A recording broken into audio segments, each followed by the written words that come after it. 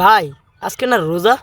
হ, বাসায় তো বাজার সদাই কিছুই নেই, তাহলে সেহেরির টাইমে খাইম কি আমরা?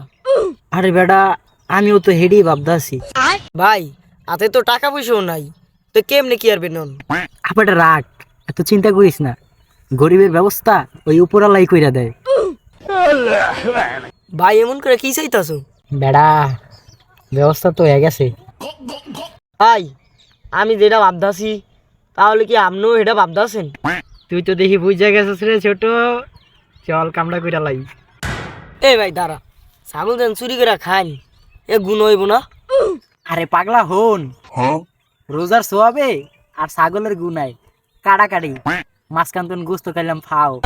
ভাই বুদ্ধিটা তো খারাপ দাও না, তাড়াতাড়ি লও।